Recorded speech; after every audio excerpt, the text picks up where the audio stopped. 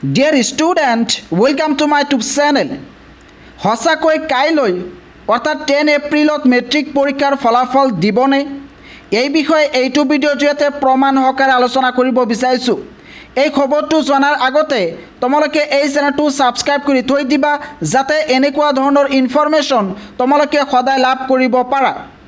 যিটো এপৰ জৰিয়তে মেট্ৰিক আৰু হাই ছেকেণ্ডাৰী চূড়ান্ত পৰীক্ষাৰ ফলাফল ঘোষণা কৰা হয়, সেই এপৰ গৰাকীক আজি মই 347ত প্ৰশ্ন কৰিছিলোঁ যে good afternoon, the news is circulated in Assam date HSLC 2025 in bracket 10th result will be declared on 10th April at 10 AM. অৰ্থাৎ তেখেতক মই কৈছিলোঁ যে অসমত এটা নিউজ প্ৰচাৰ হৈ আছে যে কাইলৈ অৰ্থাৎ 10 এপ্ৰিলত মেট্ৰিক পৰীক্ষাৰ ফলাফল ঘোষণা কৰা হ'ব। তেখেতে কৈছে যে ইয়েছ হয়, কাইলৈ এই ফলাফল ঘোষণা কৰা হ'ব।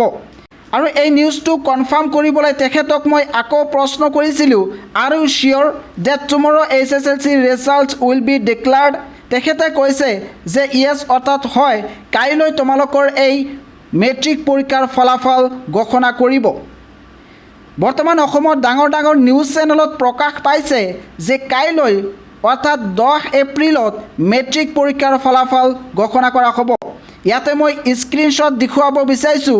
এনেদৰে অসমত ডাঙৰ ডাঙৰ নিউজ চেনেলবোৰত প্ৰকাশ পাইছে যে কাইলৈ মেট্ৰিক পৰীক্ষাৰ ফলাফল ঘোষণা কৰা হ'ব। এয়া মই দেখুৱাব বিচাৰিছোঁ NKTVত প্ৰকাশ পাইছে কাইলৈ ঘোষণা হ'ব মেট্ৰিকৰ ফলাফলৰ বাবে সম্পূৰ্ণৰূপে সাজু আছে অৰ্থাৎ Assam state school education board. এনেদৰে কিন্তু অসমৰ ডাঙৰ ডাঙৰ নিউজ চেনেলত প্ৰকাশ পাইছে যে কাইলৈ অৰ্থাৎ 10 এপ্ৰিলত এই ফলাফল ঘোষণা কৰা হ'ব। গতিকে তোমালোকে ইয়াৰ পৰা কনফাৰ্ম হোৱা যে 99% কাইলৈ ফলাফল ঘোষণা কৰাৰ পূৰ্ণ সম্ভাৱনা আছে। এই ফলাফল তোমালোকে কেনেকৈ চেক কৰিবা এই বিষয়ে মই অলৰেডি এটা ভিডিঅ' বনাইছোঁ। সেই ভিডিঅ'ৰ লিংক এইটো ভিডিঅ'ৰ ডিছক্ৰিপশ্যনত দিয়া আছে, তোমালোকে এতিয়াই চাই লোৱা।